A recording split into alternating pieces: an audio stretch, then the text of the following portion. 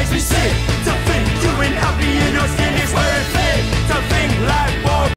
I got accepted to college. Yay! Hooray for another 4 years of sleep deprivation. But for real, I am very happy that I got accepted. First of all, quarantine is making me very lazy, so I'm very grateful that now I can safely throw away all my high school textbooks. Also, the major that I was accepted in has a lot of chemistry in the syllabus and just a tiny bit of physics and math, so hopefully it is the perfect college for my little pea brain.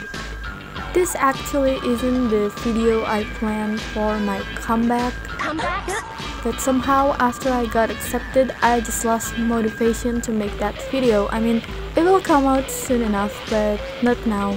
Not now. Anyway, let's talk about Song Machine. Song Machine is yet another Gorillaz project that is just recently released this year. It's not an album, not a cartoon, not a movie, it's a song machine. Let me give you the backstory. We were not blessed with new Gorillaz content in 2019, so when BBC One leaked a listing of a new Gorillaz song coming this year, people went apeshit. They quickly removed that from the site, but the damages is done. Riots on the street because of a listing that may or may not be true. But the leaks keep on coming, one of which is Song Machine theme tune, and everyone went nuts. Oh my god, what the fuck is this shit? Is this a sign of a Gorillaz cartoon? What the hell? This leaked picture doesn't help either, like, what are we getting? What do you mean, Damon and Jamie? Then finally, Gorillaz released a trailer for their new song, Momentary Bliss, which is also the first episode of Song Machine. And everyone is still confused, but then the first episode was released and the rest is history. This will be recorded in future history books as one of the only good things that ever came out from 2020. Song Machine is basically a song accompanied with clips of Gorillaz hanging out in real-life setting. It's not exactly a music video, at least not a traditional Gorillaz music video.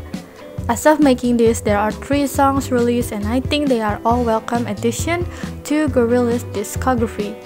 With the disappointment that is humans and the now okayness, Song Machine is a return to their old tunes because they actually have a good production.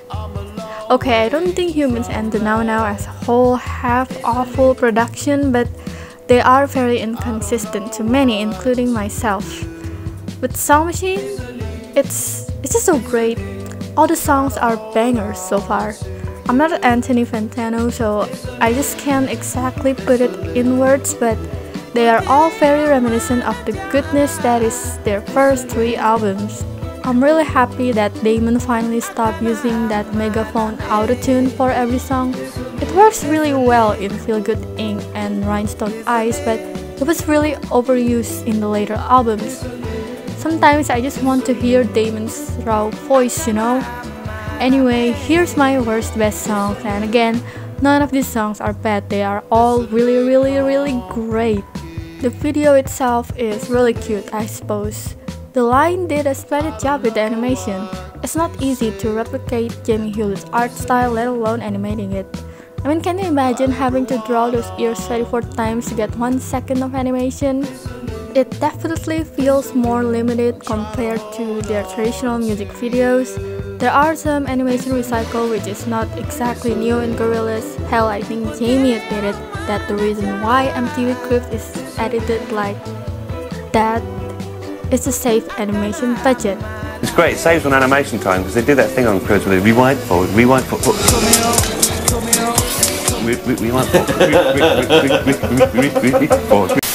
But it's more prevalent here. However, it's really not a big issue once you consider behind-the-scenes shenanigans. So, Jamie recently confirmed that Gorillaz went independent.